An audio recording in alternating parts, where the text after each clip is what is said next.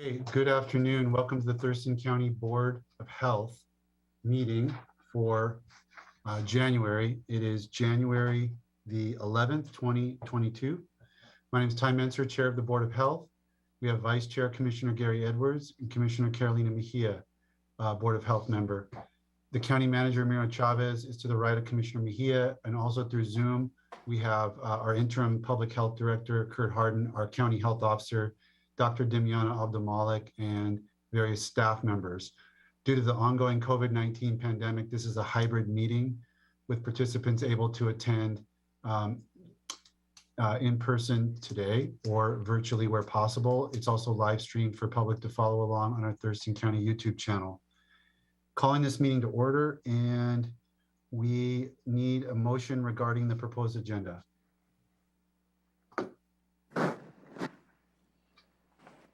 Okay, I would move to approve the agenda for Tuesday, January 11th. Mike. Mr. Edwards, you're hard to hear. Yeah, I think I'm going to have to do that again, Chair. That sounds better. I would move to approve the agenda for today, Tuesday, January 11th, 2022. I'll second. A motion has been made and seconded to approve the proposed agenda. Is there any discussion on that motion? No, sir. Call for the vote. Commissioner Edwards, Aye. Commissioner Mejia, Aye. Commissioner Menzer, Aye, the motion carries. The next matter is to approve meeting minutes from December 14th. Is there a motion regarding that? Yes, I would move to approve these in just a moment. I would ask the clerk to look at number 7 under the minutes here for Tuesday, December 14th. Number 7, icy road conditions, but under Commissioner Edwards reported on. Yeah, I'm just, is that just the typewriter stuck there right towards the end? Icy road conditions, do you see what I'm talking about? oh, yep, that's a correction will get made before. I mean, it's nothing, right? Doesn't mean anything. Correct. Oh, Yeah. good enough. Good. Okay. Good. Okay, I'm prepared to make a motion, sir. Go ahead, sir. I would move to approve the meeting minutes from December 14th, 2021. I'll second. Motion's been made and seconded to approve board meeting minutes from December 14th, 2021. Any further discussion? No, sir. No, sir. Call for the vote. Aye. Aye. Aye. Can't hear you, Amy, just in case that's needed. But I think we can move forward. Proclamations and presentations is next, and we have a proclamation this month for Blood Donor Month. And I'm going to turn this over to Interim Public Health Director Kurt Harden. Thank you, Chair. Good afternoon. Kurt Harden, Interim Director for Public Health. We're going to talk a little bit about Blood Donor Month and a proclamation for that. But before I begin, I believe Jenny McCoy is on the line as well. I'm going to turn this over to her in a couple minutes, but I'm going to go through a couple of facts regarding Blood Donor Month, and then I'm going to ask Jenny to say a few comments. I would say that, first of all, let me start off by saying that we are currently in code red for our blood supply, and which means that we're in emergency levels. We want to strongly urge people to donate blood and make an appointment at www.bloodworksnorthwest.org. And some of the facts behind this are, there is a local shortage of blood in Washington State and hospitals across the United States. And we're currently, hospitals across the United States are at a one-day inventory, which is really low. With winter being one of the most difficult times of the year to collect enough blood products to meet patient needs, as a result of canceled blood drives due to inclement weather, as well as seasonal illness, causing some donors to become temporarily unable to donate. And then across the country, every 2 seconds, someone in the United States needs blood or platelets.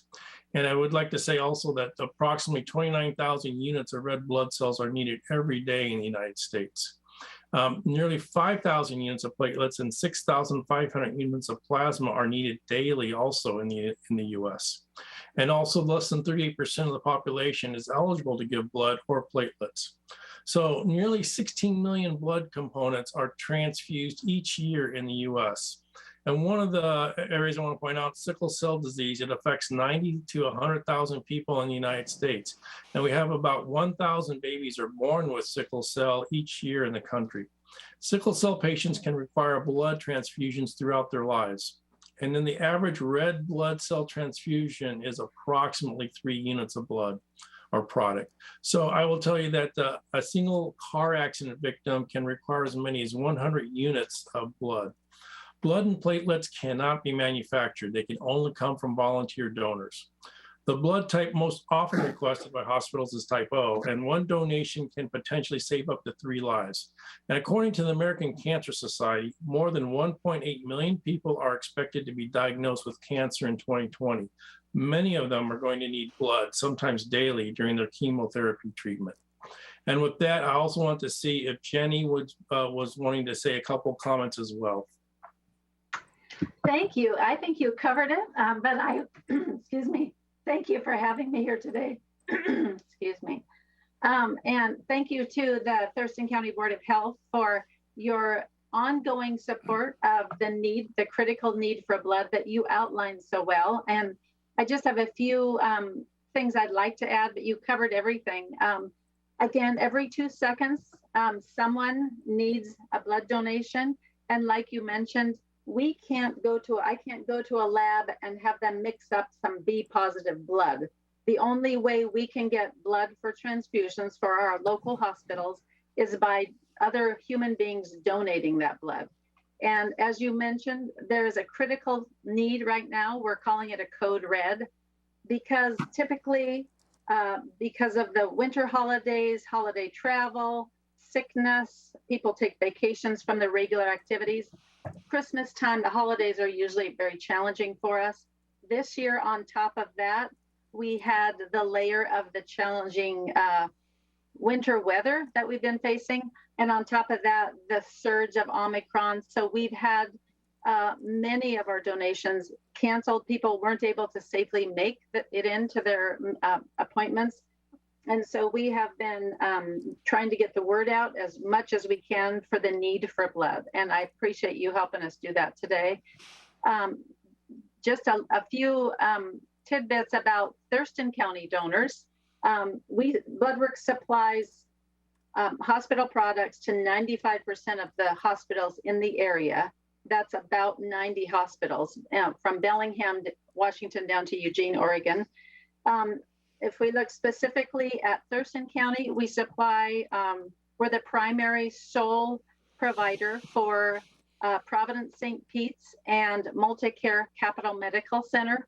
Currently, with our blood shortage for all of our hospitals, not just those 2, we're reviewing and triaging their blood component orders, their standing orders. So most of the orders have been decreased so we can ensure that every hospital has sufficient blood on hand for their anticipated use. And so we're communicating with those hospitals, asking them to conserve blood. And then of course, we're appealing to our donor base. And it's been wonderful to see how people come out and donate. And if I have just another minute or 2, I want to focus on Thurston County donors. For 2021, we had about 5,200 donors donate blood in Thurston County. And those 5,200, a little bit more than that, donors donated boots through the door, 14,397 blood donations. So that's about 3.5 times each donor. We would like to increase that donor base. We'd like to get first-time donors in and they can successfully donate and then donate every 8 weeks as they are allowed to.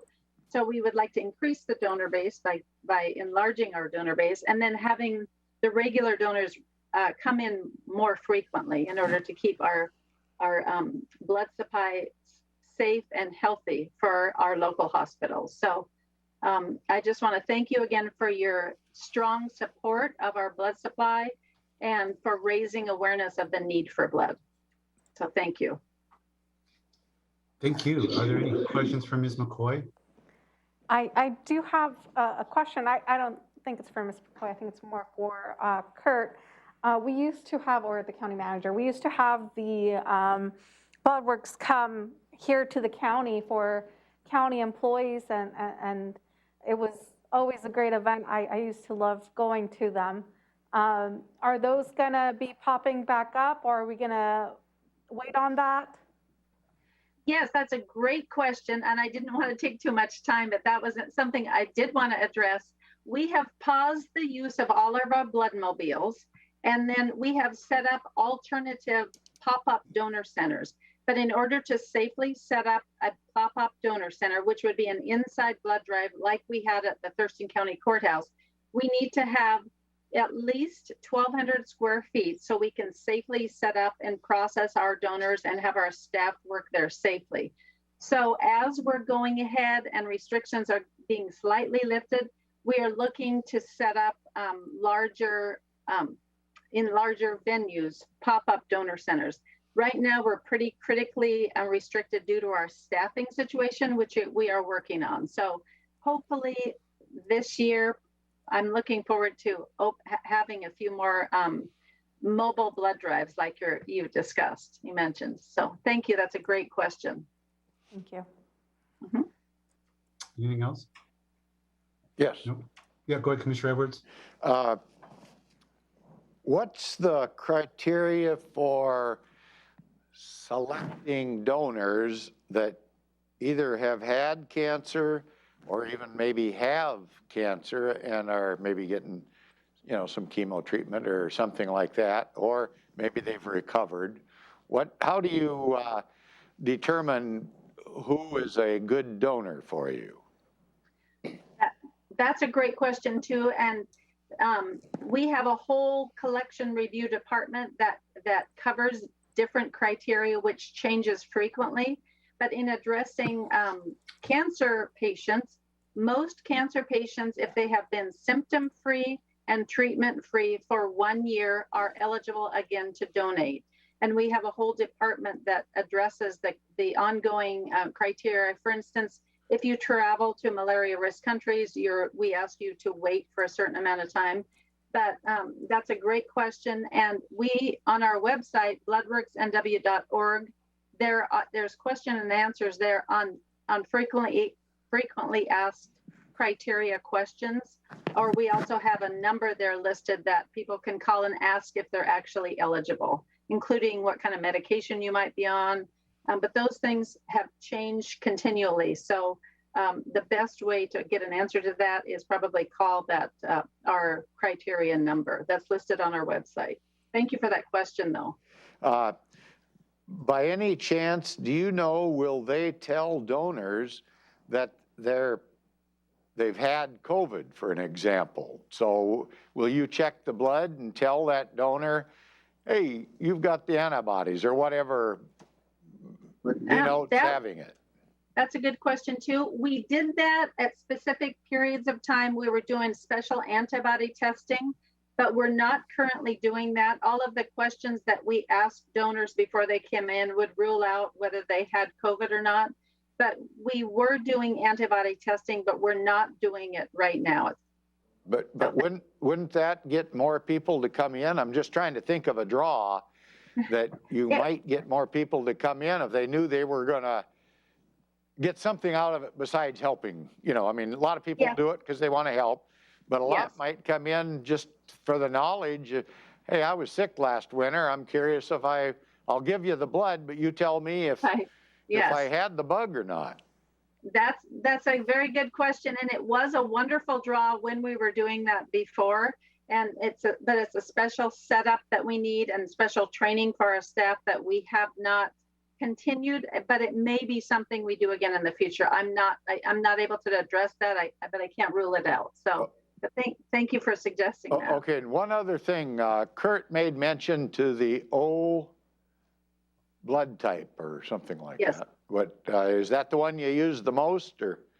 The blood we need the most is the O donors. That's the majority of the population. Yes. Does that mean O positive or negative or?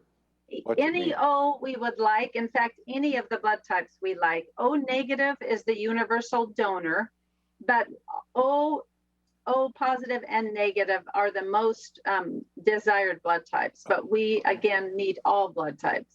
So thank you for that. Okay. Well, thank you for what you do. Yeah, thank you for having me here. Okay, thank you so much. Commissioner Edwards, I'm ready for the proclamation, if you can.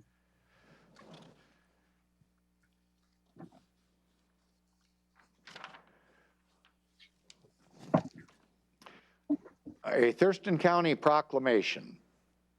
Whereas on December 31st, 1969, President Richard Nixon proclaimed January as National Blood Donor Month and praised the generosity of the American people, declaring no manifestation of this generosity of spirit is more expressive and no gift more priceless in time of personal crisis than the donation of one's blood. The voluntary blood donor truly gives life itself. And whereas even with an average of 6.8 million blood donors giving the gift of blood each year, blood donations are always needed. And whereas with winter being one of the most difficult times of the year to collect enough blood products to meet patient needs, as a result of canceled blood drives due to inclement weather, as well as seasonal illness causing some donors to become temporarily unable to donate, and whereas every day in the United States, approximately 29,000 units of red blood cells are needed every day in the United States, and whereas every 2 seconds, someone in the United States needs blood and or platelets, and a single accident victim may require as much as 100 units of blood. And whereas blood donations are needed more than ever after large-scale emergencies, especially since it cannot be manufactured and can only come from generous donors, and whereas there is a local shortage of blood in Washington State and hospitals across the United States are at a one-day inventory, and whereas an estimated 38% of the U.S. population is eligible to donate blood at any given time, but less than 10% of the eligible population donates each year. Now, therefore, be it resolved, the Thurston County Board of Health hereby proclaims January as Blood Donor Month to increase public understanding of the importance of blood donation and urges community members to donate towards this life-saving cause. Adopted this 11th day of January, 2022. Your Thurston County Board of Health.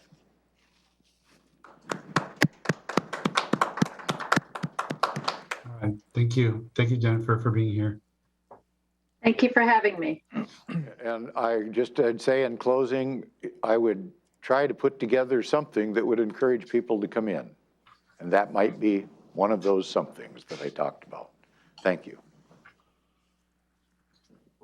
Okay, let's look at item 3 on the agenda today, which is the opportunity for the public to address the Board of Health.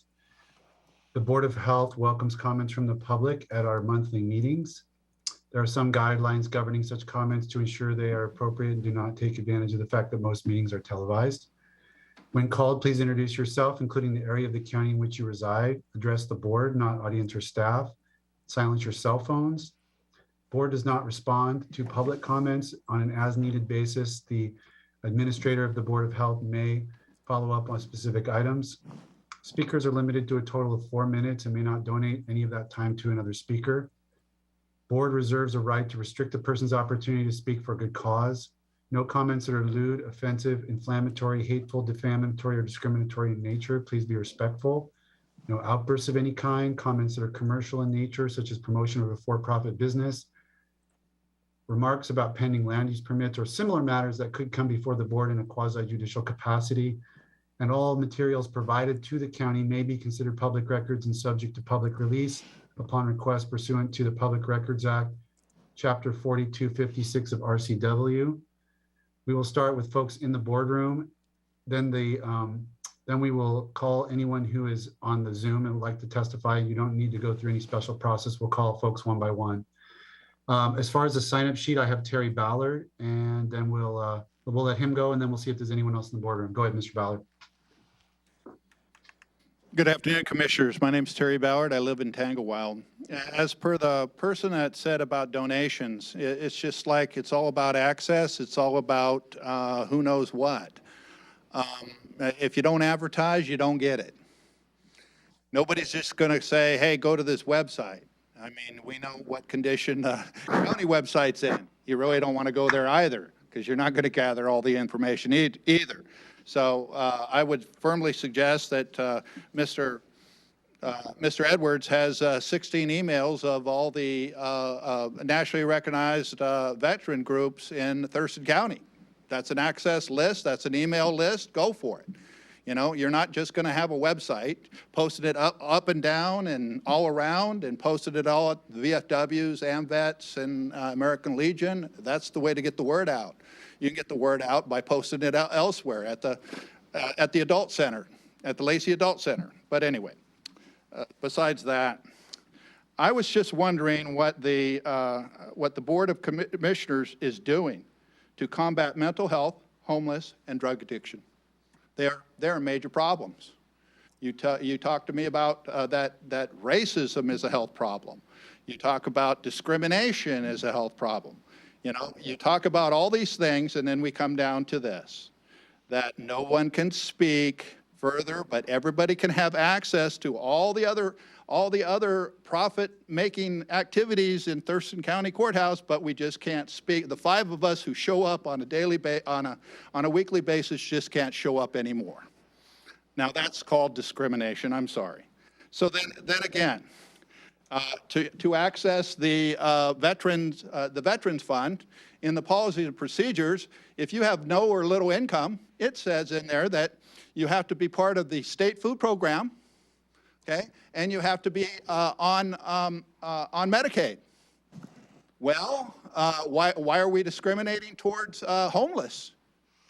Why are we discriminating towards homeless to get them off the street? What are we doing for the homeless as far as a health issue for COVID?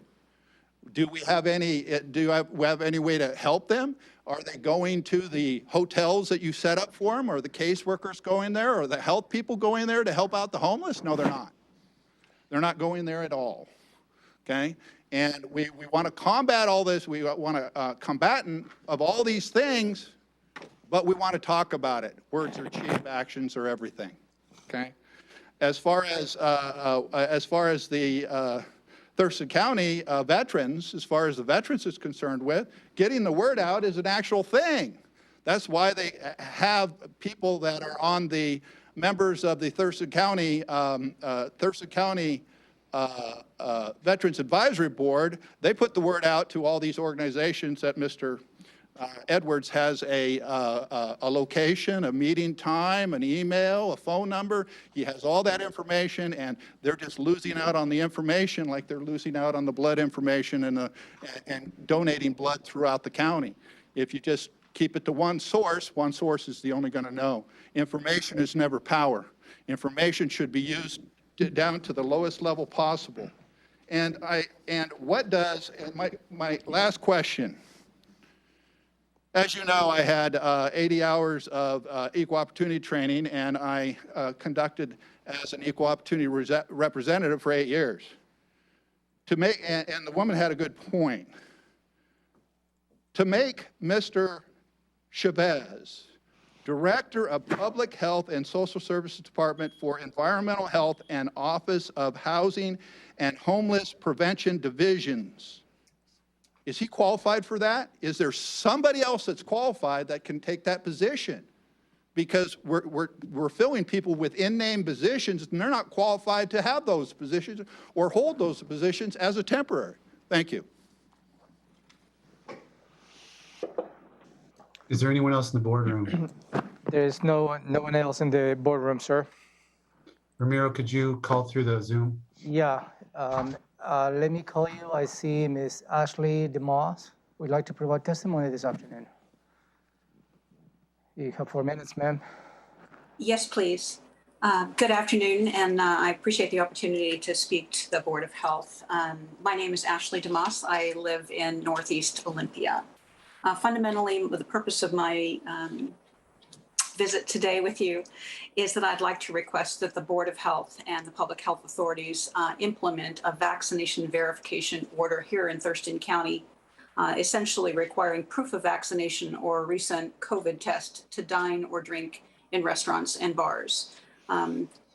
As unfortunately we have all learned, COVID is an airborne virus. And although all other indoor public spaces and workplaces have mask expectations to reduce transmission and protect staff and patrons, the natural exception has to be in dining and drinking establishments because, frankly, we can't eat or drink with a mask on.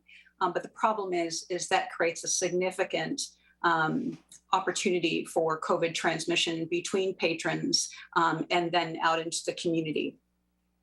So because of this issue, I am identifying to the commission, I think there's a significant gap in the public health measures and policies that you've put into place, and want to encourage you to issue a vaccination verification order. Given the Omicron wave that is coming at us, I want to encourage you to consider this actually with all due speed. So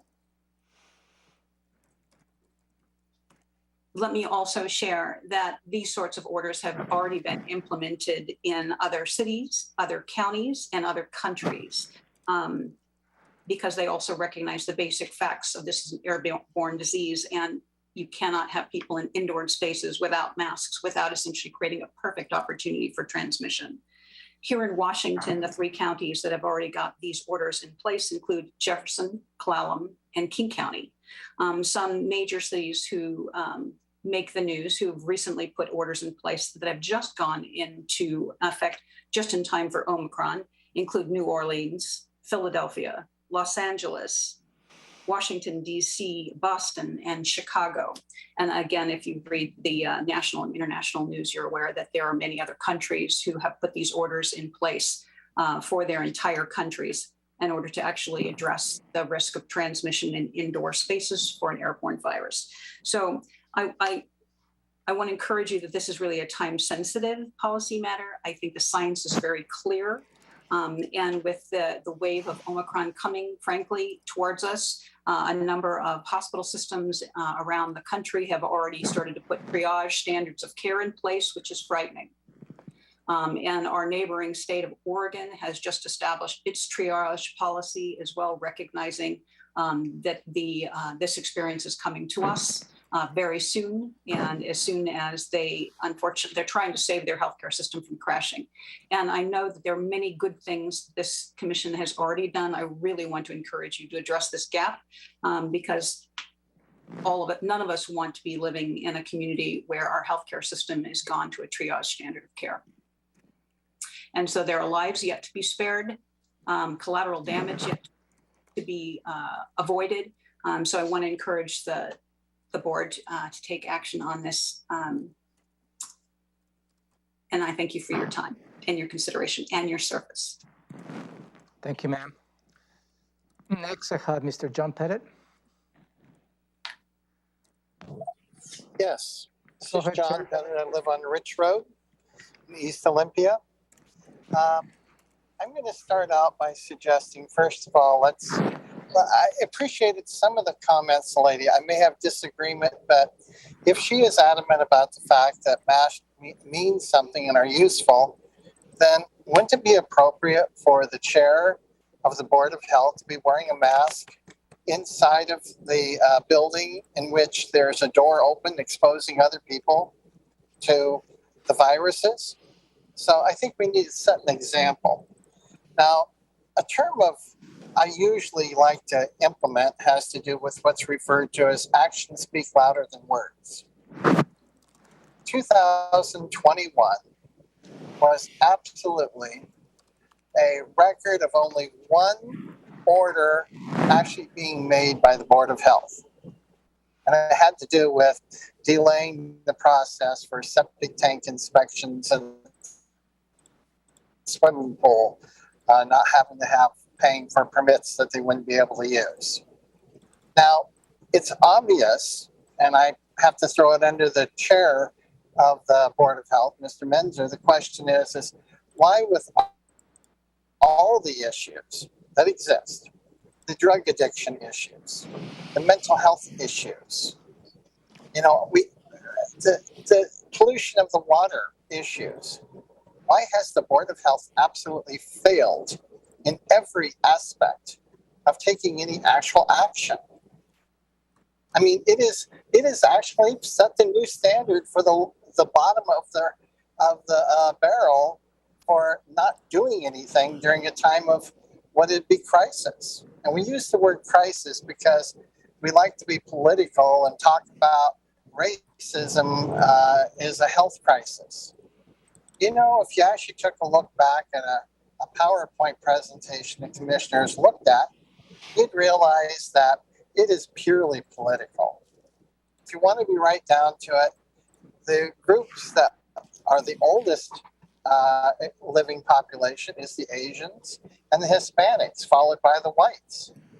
So the BIPOC population actually has an overall higher rate of health conditions than what the white people do, but somehow it's a politically fun thing to try to boost yourself up to suggest that there's a health crisis and there's racism that's integrated into the system. Well, if there is, then the person that had the opportunity to change that has to be the biggest racist of all. Because why haven't you brought those particular things out and made new ordinances and regulations against it? So I'm going to call for actions. I'm going to call for year 22 to be a year which maybe we do something different. We actually do something to make the health in Thurston County better. And if you can't do better, please resign. I realize mid-year 22, the Board of Health is going to change. You're going to have some more members. That's required by state law. I'll be looking forward to change, and hopefully we can get somebody that's interested in making Thurston County a better and healthier place to live. Thank you. Thank you, sir. I think that covers all the public testimony. Go ahead, sir. Okay, item 4 is 2022 election of officers for the Board of Health. Yeah, thank you, Commissioner. Back in December 14, 2021, the Board of County Commissioners had an initial discussion as to how the board assignments for 2022 will be. That included the Board of County Commissioners, the Board of Health, Transportation Benefit Districts, and all the many different outside boards and commissions that you attend. You made initial decisions at that time. On January 4, 2022, during a regular Board of County Commissioners meeting, you approved the assignments for the Board of Health that included Commissioner Menzer as the chair, Commissioner Edwards as the vice chair, and Commissioner Mejia as a board member for the 2022 Board of Health. And obviously this will change mid-year, as Mr. Pettit stated, based on the new law that we have to change the makeup of the Board of Health. This particular item for your consideration is just to affirm the actions of the Board of County Commissioners related to this assignment. Any questions for the county manager? No, sir. No, sir. Is there a motion regarding item 4? Yes, sir. I would move to affirm the elections of Commissioner Menzer as chair and Commissioner Edwards as vice chair of the 2022 Board of Health. Second. It's been moved and seconded to affirm these selections for Board of Health officers. Any further discussion? No, sir. No, sir. Call for the vote. Commissioner Mejia, Aye. Commissioner Edwards, Aye. Commissioner Menzer. Aye, the motion carries. Item 5 is Administrative Officer of the Board of Health. Thank you, Commissioner, again. Maybe a couple of years ago, the Board of Health appointed Ms. Shelley Slaughter as the Administrative Officer for the Thurston County Board of Health. Ms. Shelley Slaughter served as the Public Health and Social Services Director until just last week, she resigned from county employment. This particular action for your consideration is to revoke that appointment and in turn appoint the interim Public Health and Social Services Director to serve in that capacity until the board revokes that, or maybe until a new director is hired. Also, it is important for the board to state the following sentence: as the administrative officer, in this case, the interim Public Health and Social Services Director, will serve in that capacity, except for the duties assigned to the health officer in accordance to RCW 70.05.070. Questions? No questions from me, sir. No, sir. Okay, is there a motion? Yes, sir. I would move to revoke the appointment of Shelley Slaughter as the administrative officer for the Thurston County Board of Health and appoint the interim Public Health and Social Services Director pursuant to RCW 70.05.040 and shall stay in effect until revoked by the board. As the administrative officer, the interim Director of Public Health and Social Services shall administer the operations of the Board of Health, except for duties assigned to the health officer as enumerated in RCW 70.05.070. I'll second. It's a motion and a second regarding the appointment of an administrative officer of the Board of Health. Any further discussion? No, sir. No, sir. I'll call for the vote. Commissioner Mejia, Aye. Commissioner Edwards, Aye. Commissioner Menzer, Aye, motion carries. Item 6 is Amendment 4 to the Lewis County contract for the purchase of Nurse Family Health Partnership Health Services. Gretchen Thaler, our Division Director. Gretchen, straight to you. Great, thank you. Good afternoon, commissioners. Thank you for allowing me to come. My name is Gretchen Thaler, Maternal Child Health Nurse Family Partnership Division Director with Thurston County Public Health and Social Services. I am seeking approval to amendment number 4 to the Lewis County contract for the purchase of Nurse Family Partnership Health Services. This is for the amount of $309,822.25. And this is for the period of January 1st, 2022 through December 31st of 2022. This funds community health nurses to serve 50 families through the Nurse Family Partnership Program in Lewis County. And Nurse Family Partnership works with mothers to provide support, resources, and coaching to help families have the best outcomes. Open to any questions. Questions for Gretchen? No, sir. No, sir. Okay, is there a motion? I would move to approve and authorize the Director of Thurston County Public Health and Social Services to sign. I'm going to stop here just for a minute. I'm going to address this to the county manager before I move ahead with my motion. Do you want that to say the interim Director of Thurston County Public Health? Thank you, sir. Please. Would that be better? Yes, sir. Thank you. Okay. I'm going to start over again, Chair. Sounds good. Go ahead. I would move to approve and authorize the interim Director of Thurston County Public Health and Social Services to sign Amendment 4 to the Lewis County contract for the purchase of Nurse Family Partnership Healthcare Services in the amount of $309,822.25 for the calendar year 2022. I'll second. It's been moved and seconded to approve the signing of Amendment 4 to this contract. Is there any discussion on the motion? No, sir. No, sir. Okay, I'll call for the vote. Commissioner Mejia, Aye. Commissioner Edwards, Aye.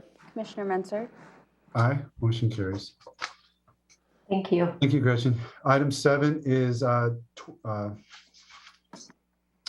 2022 Thurston County Point in Time Annual Homeless Census. And Keely Marino, Homeless and Affordable Housing Coordinator, is here to introduce this. And I know you've got Ariel as well. Yes, absolutely. Good afternoon, Keely Marino, Public Health and Social Services. I'm here to hand it directly over to my colleague at the Office of Housing and Homeless Prevention, Ariel Benson, who has for the last 2 years been our coordinator for the point in time count. So she has all the answers for you that she can get her hands on. And she has a presentation for you as well. Awesome. Thank you so much, Keely. Hello, commissioners. Thank you for having me today. My name is Ariel Benson. I'm with Thurston County Public Health and Social Services in the Office of Housing and Homeless Prevention. We'll go ahead and hop in and share my screen, if I may. All right. Can everybody see that? Yes. Perfect. Thank you.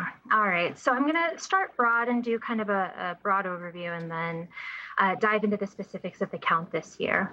So last year for the count in 2021, from the COVID-19 emergency, there was a waiver granted by the Department of Housing and the Department of Housing and Urban Development, HUD. So they waived the unsheltered count for 2021. That waiver has not been extended into 2022. So the expectation is that we move forward with our full sheltered and unsheltered count this year.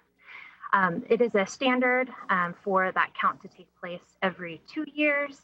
The Washington State Department of Commerce has required this as an annual count. As a balance of state, we did not conduct the unsheltered count last year, and so we are not eligible. We are not eligible to waive it this year, as we were required to do it every 2 years. And the latest guidance received is that the waiver is not going to take place and that the count is going to be required. That said, I did get an email this afternoon from the Department of Commerce, Nick Mondow, who's our point in time contact, is going to be requesting an extension from HUD. So not waiving, but potentially pushing it back. And the proposed date that we're looking at right now is February 24th. So pushing it back a full 4 weeks. We will know more. HUD is having a point in time count webinar tomorrow, and then Commerce should offer final guidance on what date we will be moving forward with as a balance of state by the end of this week. So more information to come, but right now, as the waiver has not been granted, we are continuing to move forward, at least for the next couple of days, planning that this will in fact take place on January 27th this year. And so just very broadly, there are three kind of main portions of the count. The sheltered count, those are folks in emergency shelter and transitional housing, and those that are doubled up. That is captured through OSTI and through our service count. The institutional count, so those that are unhoused, that are currently in jail or in hospital, that we capture that. And then the unsheltered count, which is really the big portion that's in question as far as how we will move forward and do so safely, as the rest of this is really gathered through existing databases like our Homeless Management Information System, HMIS. So the unsheltered count is really the question of how we'll move forward and what we've been planning for. And so the plan for this amidst this Omicron wave, and we've had our steering committee formed and met in this planning process. We were very optimistic early on that we were going to be able to do a full and robust survey as well as do service events, and we have scaled that back substantially. Right now, particularly, we were able to meet with Dr. Abdimalik last week to kind of go over our plan and get some additional. So we're going to be conducting a demographic only survey, and this is going to get very minimal data, really just name, date of birth, kind of the minimum required to ensure that individuals are not counted twice. That's a big push of the point in time, is to ensure deduplication, that we're only counting one individual and not counting them multiple times. And this is a shortened survey from previous years where we have been able to capture more supplemental data. The encampment and street counts, the plan right now is for those to be handled through our contracted outreach agencies. Our two main contracted through Thurston County are Partners in Prevention Education and Olympia Mutual Aid Partners. Them and their staff, along with local jurisdictional staff like the mobile outreach team and police department from Lacey, as well as a number of limited experienced volunteers. For example, we have a team from the VA who will be joining the Olympia count. as well as individuals with lived experience. So as opposed to it being a large volunteer call, we're really scaling it down, and those who are already engaging with individuals and in these camps are going to be the only ones out there doing this count. And then in previous years, we've been able and lucky to provide incentive guests, and this year we are planning on doing that as well. Last year, with no formal count, we did not do an incentive, but the year before was a first aid kit that was very well received. This year, we're doing a hand crank solar waterproof flashlight as a gift for all those who complete the survey.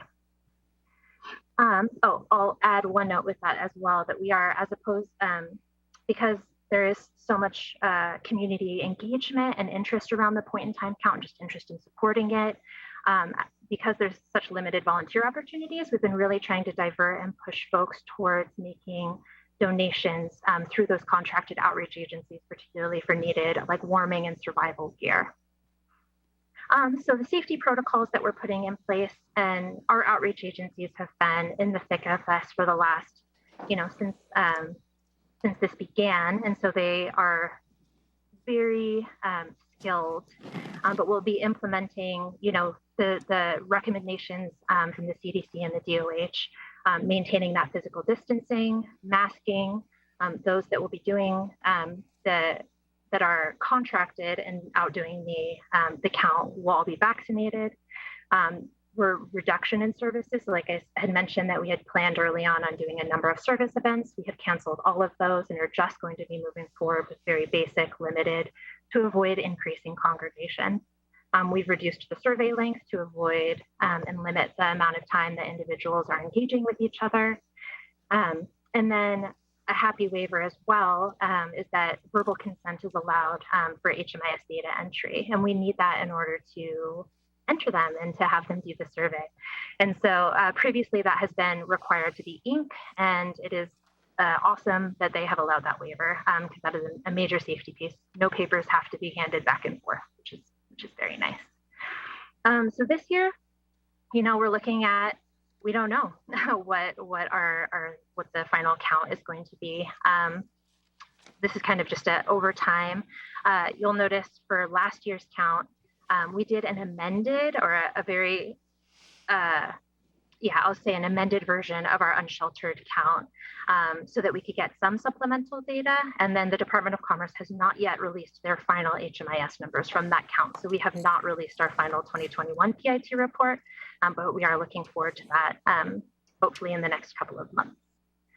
And then, so just to kind of call out, because the demographic survey is so much shorter and different, we are looking at potentially, and with this extension, potentially moving back to doing a more robust survey if the landscape of Omicron and COVID generally looks different at the end of February. It might not. We have requested that extension to March. Again, we'll know kind of more information at the end of this week. But by doing a shortened demographic survey, we are missing key pieces of information that we have previously been able to get, such as where folks are from, how long they've been homeless, what factors impacted their becoming homeless, what services they have been able to access and potential barriers to those services and barriers to housing that they've experienced. And then as well as that, just broader demographic information like race and ethnicity data. None of that will be captured by just doing a basic demographic survey. So I'll add one final note that if we do move forward with just this very basic survey, that in our office we have talked about potentially, because of the need for this information as a community, looked at doing a supplemental survey when it is safe to do so and when the landscape changes a little bit. And with that, I am happy to take any questions. And I'll stop sharing. Commissioner Mejia, your questions. So we have the extension until March, you said. So February? It's expected that February 24th right now is the proposed date.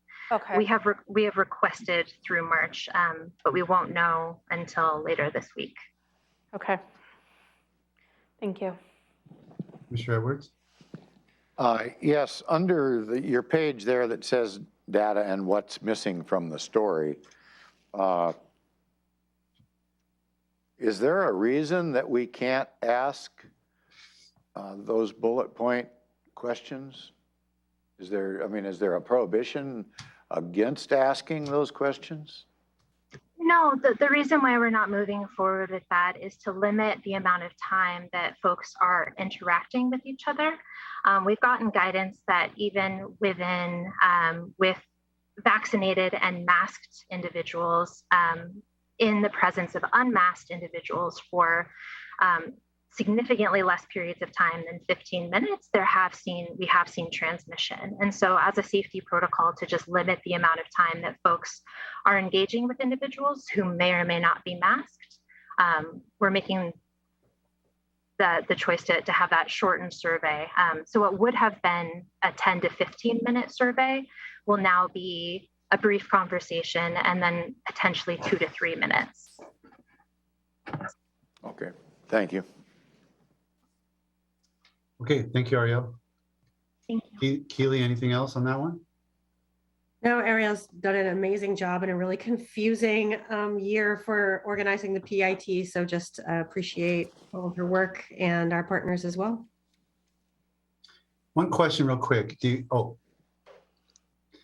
You mentioned when you showed the graph like year to year, and you said that there was like a revised number for 2021, and then there was an asterisk that said it still hasn't become finalized or whatever. Can you remind me of like what was the initial number that we saw back last like spring? Was it lower than that? Has it been revised up or revised down, or how's that look? No, so my apologies, it wasn't a revised number. It was that it hasn't been finalized. So there's two portions of that number. We have three actually. We have our unsheltered count that we did. That was our kind of amended, shortened version to capture information because there was not a requirement to do an unsheltered survey. But as a community, we made the choice to move forward with a version of an unsheltered survey, transitional housing, and then the sheltered count. For transitional housing and the sheltered count, Commerce has not released their final numbers. And so we have not released our final report. And that number you showed of 1145, I think it was, what is that number? That is the unconfirmed or from Commerce. So that includes the transitional housing, our sheltered count, and then our unsheltered count that took place. Okay. I'll call it our informal sheltered count. Okay. Okay, thank you. Then let's move to item 8, hazardous weather response report, and back to you, Keely. Great. I have a presentation for you as well. The Hazardous Weather Task Force, as a reminder, came into being back in 2017 in the fall. It was an attempt to operationalize a response to hazardous and cold weather in a way that hadn't been done before it'd be a couple meetings with some shelter providers prior to the season to just figure out who was doing what, and it morphed into this hazardous weather task force. And so over the years we've been fine-tuning how we respond, and in the past when we had inclement weather, as we did at the end of December, at the beginning of July, we used to call those code blues. We would declare them a code blue event, but we've since changed the name to hazardous weather event because we recognize that there are floods, there are fires, there is hot weather, there's also smoky air. And so we wanted to have a more approachable name for what it is that we're actually declaring. So we called it a hazardous weather event. So I'm going to talk you through how the last one just went and just talk a little bit about, in comparison, how we've done it in the past versus this year.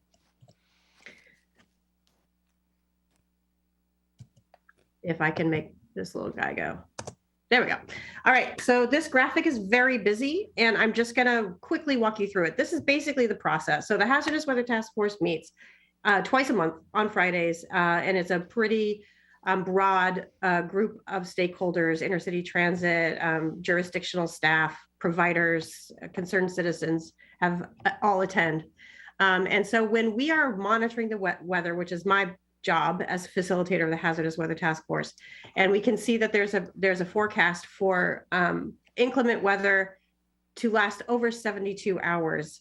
And we noticed that our shelters are at full capacity. Then we would get together as a Hazardous Weather Task Force emergency meeting, whoever can make it, and we discuss what we would like to recommend to the Director of Public Health. We come up with our recommendation, we present it to the Director of Public Health and await for the Director of Public Health to confirm, yes, we will be moving forward with a formal declaration. And the reason why that formal declaration is so important is because it does trigger certain funding sources for contracted service providers to extend shelter, to extend shelter in place outreach activities. And so that triggers them being able to build towards those specific contracts for those specific duties. So currently we have Interfaith Works has a contract and a hazardous weather event to provide staffing to a pop-up shelter either during the day or overnight. And we have a hazardous weather contract with the Partners in Prevention Education to provide shelter in place activities, which is literally going out to the encampments for people who are not able to come into shelters and get them what they need to just basically stay alive. So warm clothes, hot hands, water, those types of items. So after the declaration, we mobilize. Usually shelter in place happens a little bit before. We figure out where we're going to be able to do a pop-up shelter, for how long. Do we have the staff? Are we calling for volunteers? We get all that sorted out. And then we implement the hazardous weather response.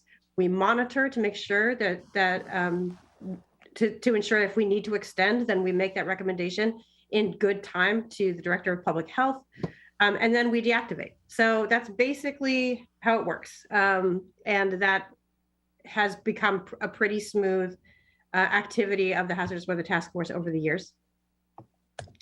So this year, we noticed that there was initially just going to be some snow and freezing temperatures overnight, just between the 25th and the 28th. So we got together on Monday, the 20th, and we had a conversation about what are we going to recommend. We recommended to Director of Public Health, let's call a hazardous weather event for these 3 days. We will provide shelter in place activities and a warming center. So City of Olympia offered their downtown fire, the old fire hall, old City Hall at 108 State, again, for a warming center.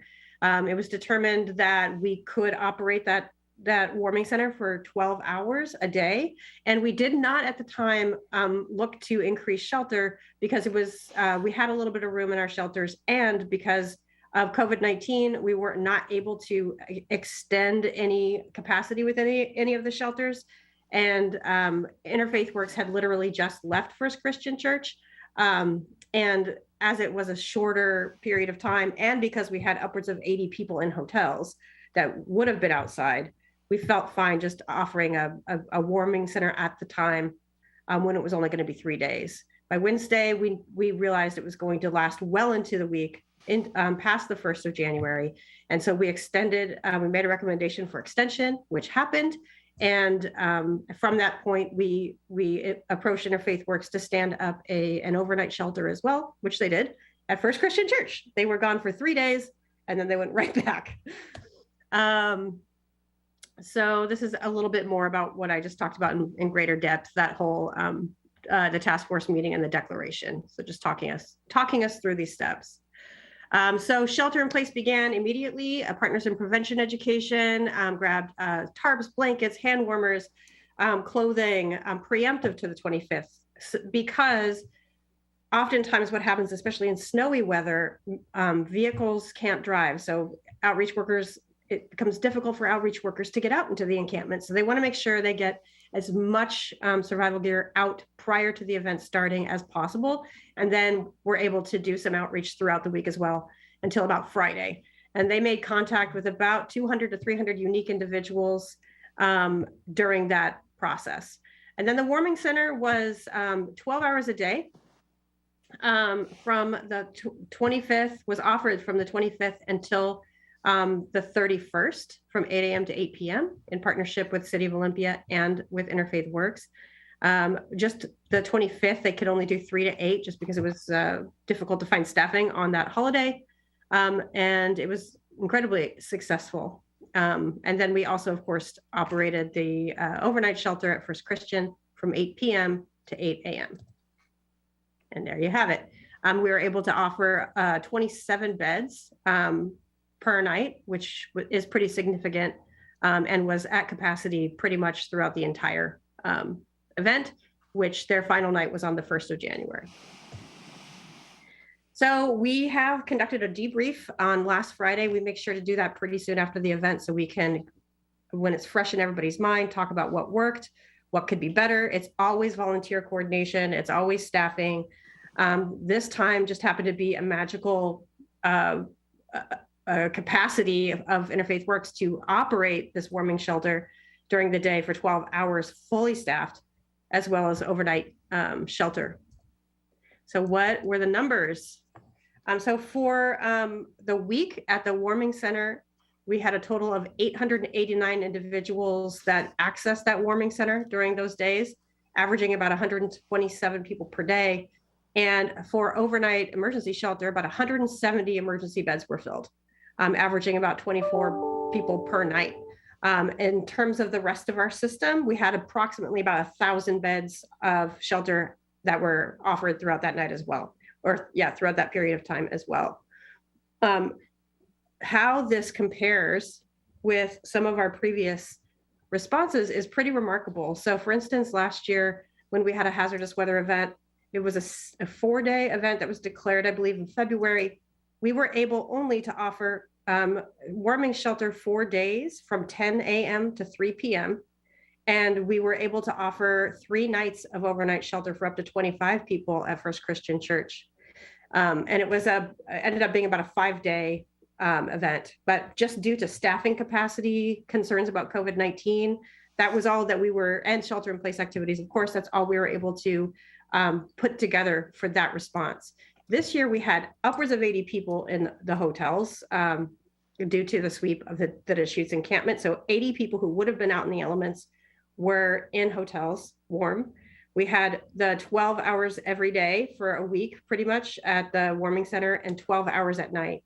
So it was a significant increase in how we were able to respond. Some of that was circumstantial, and some of that was just because we fine-tuned this process quite a bit. So just great appreciation for First Christian Church. As always, Interfaith Works, PIPE, Olympia Mutual Aid Partners also provided some staffing. And of course, the city of Olympia were out there running around, opening up the warming center every day, shutting it down every night, checking on the people in the hotels during that whole week. So just great appreciation for our partners at the city. And this is just a snapshot of who's on our task force. So just a large number of people who take this issue incredibly important. It's a very galvanizing event. It's something that is kind of solvable, where a lot of the public get behind. They want to participate. They want to donate. They want to volunteer. The donations were just out of this world. The number of donations that were received at Interfaith Works for the warming shelter and for outreach. So much appreciation to the community. And that is my report, and I will stop sharing. And I'm happy to answer any questions if you have them. Questions for Keely, Commissioner Mejia, No questions. This is helpful, Keely. Thank you. Commissioner Edwards? No questions, sir. Keely The Wisdom? county manager does, though. Okay, go ahead, County Manager. Thank you. Hey, Keely, I know that this report was related to the recent hazardous weather event, but for the members of the public, the hazardous weather task force also operates during the summertime when they have extreme hot days. Is that correct? That's correct. We had 2 cooling centers this last summer for those 2 very hot periods of time. We've also are prepared to address when there's a real hazardous air quality due to smoke from wildfires, and hope to expand to situations such as flooding, as we all have experienced this last week. So yeah, we try to get them all. Thank you. Keely, there's a project that we were involved with Interfaith Works regarding like a day center and some additional shelter space, and it was going to be a sprung structure. I think that was the terminology. And yes, I was thinking about that as you presented, because I was thinking that could be a place, my understanding is it could be a place to be utilized in these types of situations. Could you talk about where that project stands? Absolutely. And so I spoke with Meg because we approached her, of course, about Meg Martin, the director of Interfaith Works. And we were hoping that the sprung built structure would be up and running and for this hazardous weather event. But because of the hazardous weather event, the folks that are installing the sprung built structure were not able to put the panels of the external panels of the tent on, or they would lose their warranty on that tent. So it will be up and operational hopefully in the next couple of weeks with the weather getting a little bit more mild. And absolutely moving forward, that is the hope that we can utilize that facility for cold and hazardous weather response. Perfect. Thank you. Okay, let's go to item 9, Board of Health members reports. Commissioner Mejia, anything you'd like to report? No, I've just been, I think COVID has been the main point of conversation. Testing sites has been one of the main questions I've gotten. It was very exciting to report to citizens, you know, how Health has set up a mass testing site at the fairgrounds, and I know that a lot of people are now using that resource. So huge shout out to public health staff for setting this up and making testing available. I know it was a lot of stress for many community members. Other than that, that's been basically it. Commissioner Edwards. You know, I'm going to say something that's probably going to get me in trouble, but I always tell it the way I see it anyway. So I think I'm going to relay a personal experience. I've had 3 relatives that have died from COVID, and I've had probably 6, maybe 8 acquaintances that have died from COVID. All of them died because they did not take care of themselves properly. A couple were not vaccinated. The majority of them were, but they had underlying conditions and didn't take it serious. And I do not think it's the government's job to protect you from yourself. And people had better start taking this serious and take care of themselves. The government cannot do this for you. So I just want to pass that on. Try to make the most of it, of what you can, because that's what my time's been consumed with when it comes to Board of Health activities, that there is a big issue here. I don't want this darn thing. And we need to take care of ourselves and use some common sense. So I'm just going to depart with that at the end of the meeting, I guess. So I haven't said much about that in the past, but I think we're all affected. I think I just know a lot more people, and I've got a lot more relatives in this county than most people do. So they all had underlying conditions. That was too bad. That's it for me, sir. Okay, very good. Let's go to our health officer's report. Dr. Abdulmalik, welcome. Good evening. Good evening, commissioners and Board of Health. We continue to have an unprecedented increase in COVID-19 transmission in our county. We are currently at 1,353 cases per 100,000 over the past 14 days. I mentioned it this morning, but it does bear repeating that at the peak of our Delta wave here in the county, we're at 523 cases per 100,000 over 14 days. I do want to encourage everyone to stay safe.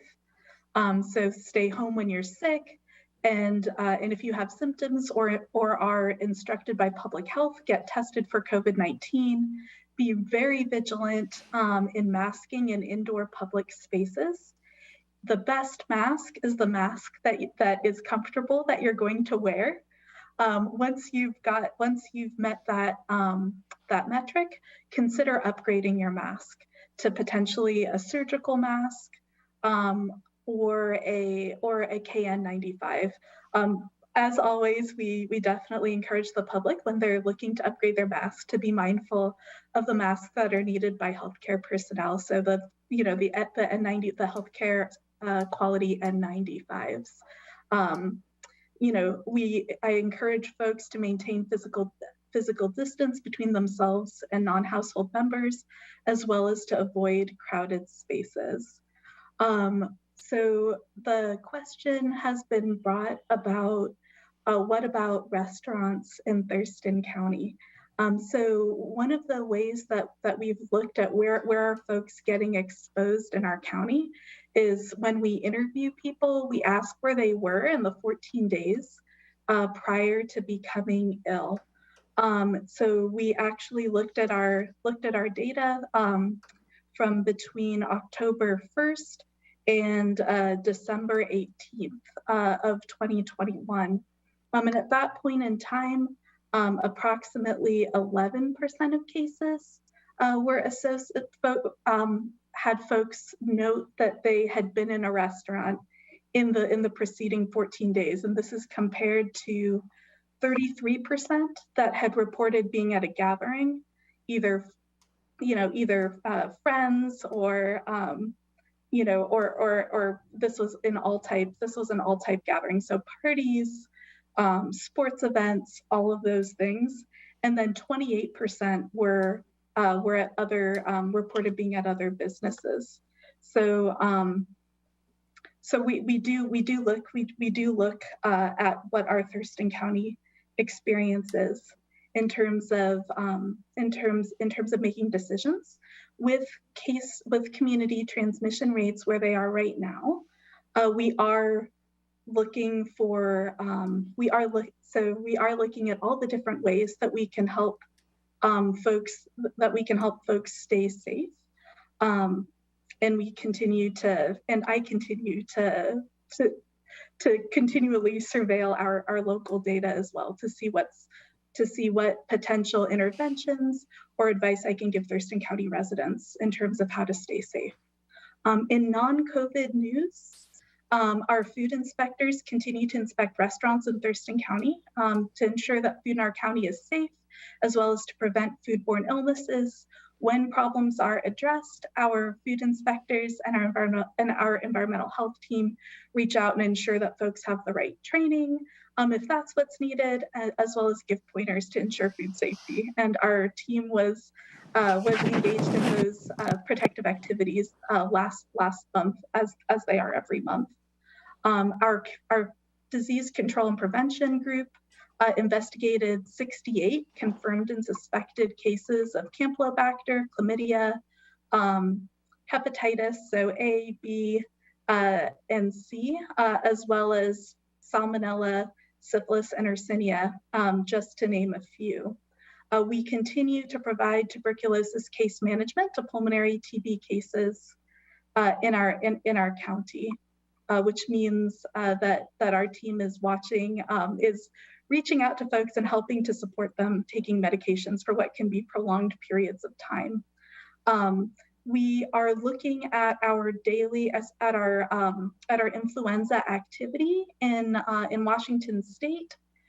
Overall, our activity levels are low but increasing. So for the week ending January 1st, so we get weekly surveillance.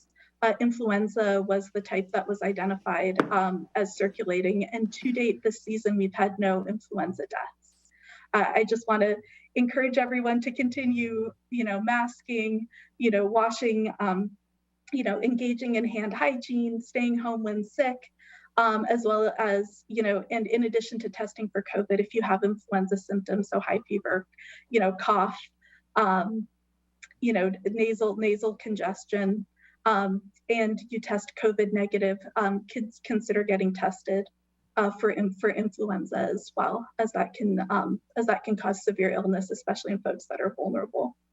And with that, I would like to answer any questions that anyone may have. Thank you. Commissioner Mejia? No, sir. Commissioner Edwards? No, sir. Dr. A, I question about, the hospital situation and where we're at there. And seems like there's two aspects. There's kind of like the number of folks that need hospitalization, then there's staffing, which with this wave hitting so hard, it's like, we just got an email, for example, from the Olympia School District saying that we're going to do everything we can not to have to close, but because of staffing, because of the number of people sick, to actually, and I can see the same issue, and I've been hearing about the same issue, not necessarily local, but regionally, regarding healthcare staffing. And is there any update you have on that locally? So locally, that does continue to be a challenge. So Omicron, Omicron has led to an increased number of folks who are sick, some of which require hospitalization. And then because of its increased transmissibility, we are seeing significant staffing challenges across the board, and that does include healthcare. We are in close communication with our colleagues at the hospital. I know that I have meetings scheduled to discuss specific issues as they arise. So we have multiple meetings each week in which hospital capacity, including staffing capacity, are discussed. So we're working with not just the hospitals, but we hear from providers' offices, we hear from long-term care, in addition to hearing from our schools and other critical infrastructure sectors. This is a highly transmissible variant. At this point in time, a number of facilities in our county are feeling a crunch with regard to staffing.